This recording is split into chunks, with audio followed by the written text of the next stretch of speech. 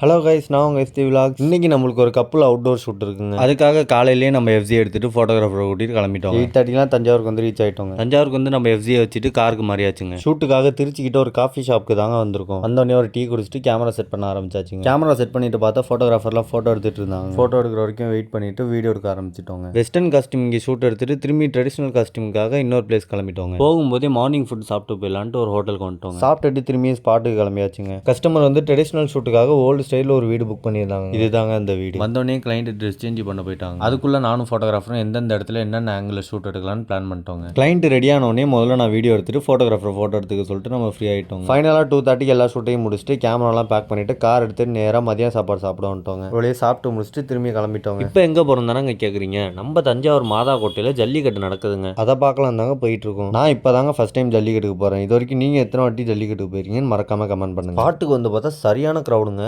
அதுக்கப்புறம் எல்லாரையும் பார்த்துட்டு நம்மளும் ஒரு வீட்டு மாடிக்கு ஏறிட்டோங்க. வந்ததுலேருந்து நல்லாவே இன்ட்ரெஸ்ட்டாக போயிட்டு இருந்துச்சுங்க. விளையாண்டுட்டு இருக்கவங்கள ஒருத்தவரை மாடு குத்தி ரொம்பவே அடிபட்டுருச்சுங்க. ரொம்ப கஷ்டமாயிடுச்சுங்க. அதனால அந்த வீடியோ இதில் ஆட் பண்ணலங்க. ஃபைனலாக எல்லாத்தையும் பார்த்துட்டு 6 மணிக்கு ஜல்லிக்கட்டு முடிஞ்சிருச்சுங்க. அப்படியே நம்மளும் கிளம்பி அண்ணன் வீட்டுக்கு போய் கேமராலாம் சார்ஜ் போட்டுட்டு நம்ம எஃப்சி எடுத்துட்டு ஐயம்பட்டை கிளம்பிட்டோம். போகிற வழியில் அப்படியே ஒரு பஜ்ஜி டீ சாப்பிட்டுட்டு கிளம்பியாச்சுங்க. இன்னைக்கு இந்த விளாக் முடிஞ்சு திரும்பி நாளைக்கு நம்ம இன்னொரு விளாக்ல பார்க்கலாம். இந்த மாதிரி விளாக்ஸ் பார்க்கணும்னா மறக்காம நம்ம எஃப்சி விளாக்ஸை ஃபாலோ பண்ணிக்கோங்க. டாடா பாய்.